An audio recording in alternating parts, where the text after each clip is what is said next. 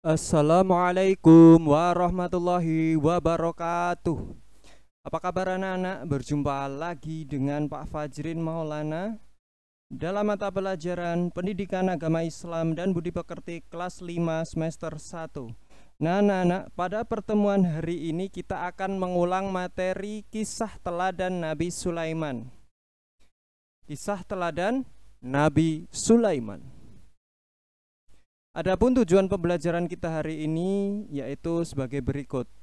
Setelah mengikuti pembelajaran ini, siswa diharapkan mampu untuk satu, meyakini kebenaran kisah Nabi Sulaiman alaihi salam. Yang kedua, menunjukkan sikap rendah hati sebagai implementasi pemahaman kisah keteladanan Nabi Sulaiman alaihi salam. Yang ketiga, memahami kisah teladan Nabi Sulaiman alaihissalam. Yang keempat, menceritakan kembali kisah teladan Nabi Sulaiman alaihissalam. Sebelum Pak Fajrin melanjutkan materi, Pak Fajrin seperti biasa mengajukan 3 pertanyaan. Pertanyaan pertama, siapakah Nabi Sulaiman itu? Apa saja mukjizat Nabi Sulaiman? Dan bagaimana cara Nabi Sulaiman berdakwah kepada Ratu Bilqis? Nah anak-anak, marilah kita bahas ketiga pertanyaan tersebut satu persatu.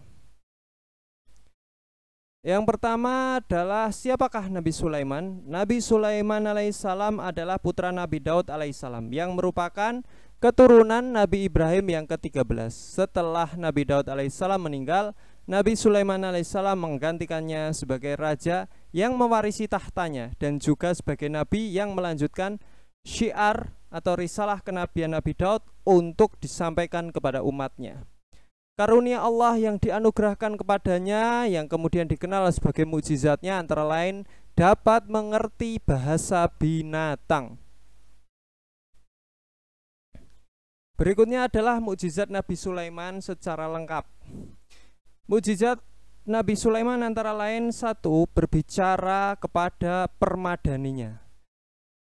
Kedua, memahami bahasa hewan. Ketiga, sanggup memerintahkan bangsa jin dan hewan membangun istana dan benteng-benteng, menugaskan bangsa jin untuk menyelam ke dasar laut untuk mengeluarkan mutiara-mutiara dan batu-batu mulia seperti berlian dan lain sebagainya, menjadi prajuritnya ketika hendak berperang, memerintahkan burung-burung untuk memayungi Nabi Sulaiman dan pasukannya selama berada di permadani terbang dari sengatan sinar matahari, memerintahkan Ifrit untuk memindahkan singgasana Ratu Bilqis, tetapi pada akhirnya seorang yang alim yang berhasil memindahkan lebih cepat daripada Ifrit.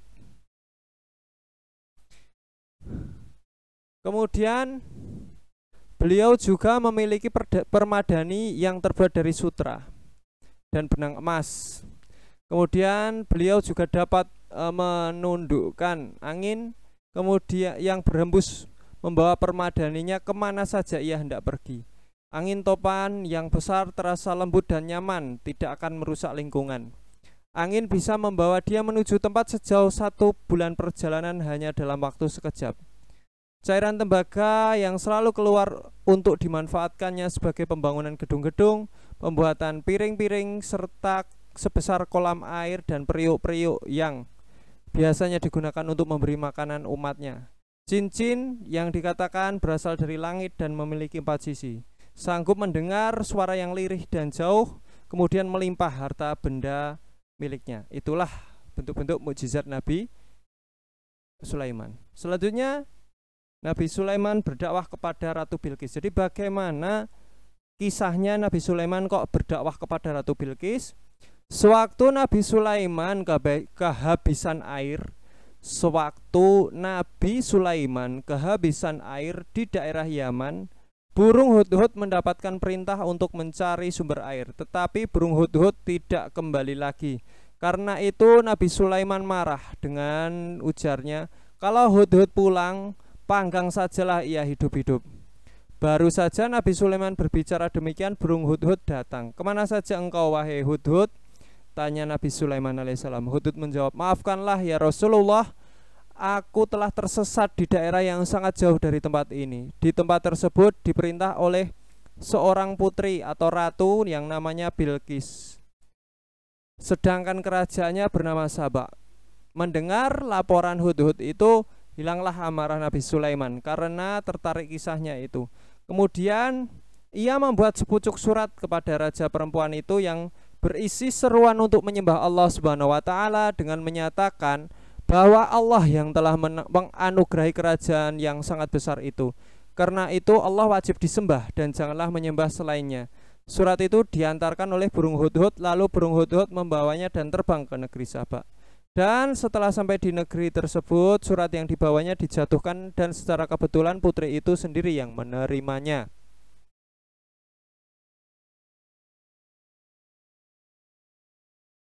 Kemudian surat dari Nabi Sulaiman itu dibawa dan dibicarakan dalam ruang rapat oleh Ratu Bilqis dengan para menterinya. Dan hasil dari rapat tersebut, sebagian dari para anggotanya menyetujui permintaan Nabi Sulaiman dan sebagian yang lainnya menolaknya serta mendesak sang ratu untuk bertempur melawan pasukan Nabi Sulaiman. Lalu Ratu Bilqis mengambil kesimpulan perang bisa saja terjadi, namun selagi ada jalan damai mengapa kita harus berperang? Sedangkan Nabi Sulaiman tidak mengajak perang. Pendapat dan kesimpulan Ratu Bilqis itu diterima dan kepada burung Hudhud diserahkan surat balasan. Dalam surat itu diterangkan bahwa Putri Bilqis akan mengirimkan utusan untuk menghadap Nabi Sulaiman alaihissalam.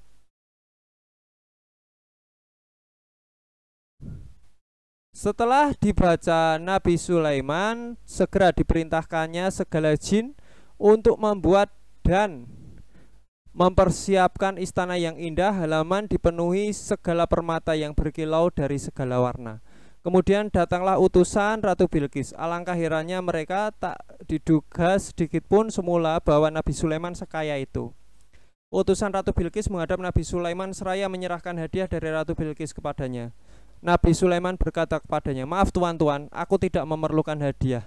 Hadiah dan karunia Allah telah cukup bagiku. Kembalilah tuan-tuan, bawalah kembali hadiah ini dan katakanlah kepada Ratu Bilqis bahwa aku memerlukan Ratu Bilqis dan rakyatnya menghentikan menyembah matahari. Sembahlah Allah yang Maha Esa. Kalau perintahku tidak dilaksanakan, aku akan datang menghancurkan Ratu Bilqis dengan seluruh kerajaannya."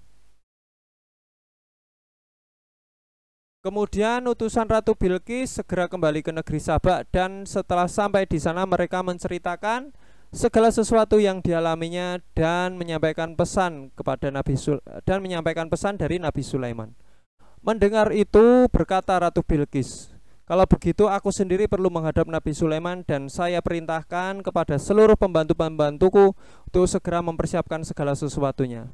Ratu Bilqis menemui Nabi Sulaiman. Ketika Ratu Bilqis sampai di hadapan Nabi Sulaiman, berkatalah Nabi Sulaiman kepadanya, "Samakah seperti ini kursi kerajaanmu?" Jawab Ratu Bilqis, "Memang bentuknya sama seperti singgasanaku." Kemudian Nabi Sulaiman menjawab, "Betul, ini singgasanamu. Aku bawa kemari dengan mudah karena Allah telah memberikan pengetahuan kepada kami dan kami tunduk padanya." Lalu Ratu Bilqis dipersilahkan masuk ke dalam istana yang lain lagi. Istana tersebut terbuat dari kaca yang putih bersih dan di bawah istananya ada kolam air yang mengalir. Sewaktu Bilqis lewat di tempat itu, dising-singkanlah kainnya hingga nampak betisnya yang putih bersih karena ia mengira lantai mahligai itu adalah air dan ia takut kalau kainnya menjadi basah. Maka Nabi Sulaiman berkata kepadanya, "Ini bukan air, tetapi mahligai ini terbuat dari kaca yang berkilau."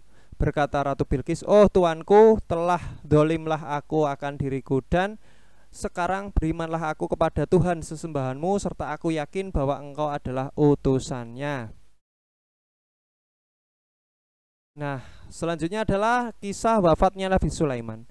Ketika sampai ajalnya, Nabi Sulaiman alaihissalam tiadalah yang menunjukkan atas kematiannya selain daripada binatang atau rayap yang memakan tongkatnya. Tatkala ia telungkup roboh, barulah terang bagi jin itu bahwa kalau mereka mengetahui barang yang gaib, niscaya tidaklah mereka tinggal dalam siksa kehinaan yang selama ini.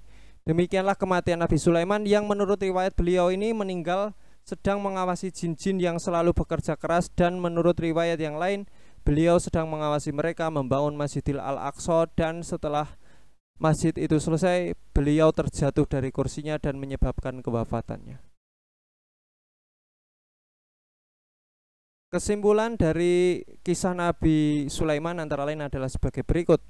Selain cerdas, adil dan bijaksana dalam memutus suatu perkara, Nabi Sulaiman juga dikenal sangat taat kepada Allah. Meski ia diberikan banyak anugerah, namun tidak membuatnya congkak dan berpaling dari Allah. Bahkan ia terus berdakwah menyeru agar menjadikan Allah Subhanahu wa taala sebagai satu-satunya Tuhan. Hal ini yang ia lakukan kepada Ratu Bilqis dari kerajaan Saba. Nah, anak-anak, itulah materi tentang kisah teladan Nabi Sulaiman alaihissalam. Semoga anak-anak bisa memahami apa yang disampaikan oleh Pak Fajrin. Nah, selanjutnya silahkan anak-anak kerjakan 5 butir soal ini. Carilah jawabannya dari uraian tadi. Dan silahkan anak-anak pause, catatlah 5 butir soal ini, barulah anak-anak cari jawabannya. Nah, anak-anak, sekian dulu pertemuan hari ini, sekian dulu materi tentang Nabi Sulaiman. Apabila ada kurang dari Pak Fajrin, apabila ada kekurangan, apabila ada penjelasan yang susah dicerna, mohon maaf yang sebesar-besarnya. Selanjutnya marilah kita tutup pembelajaran hari ini dengan doa. Mari anak-anak kita berdoa. A'udzu billahi minasyaitonir rajim. Bismillahirrahmanirrahim.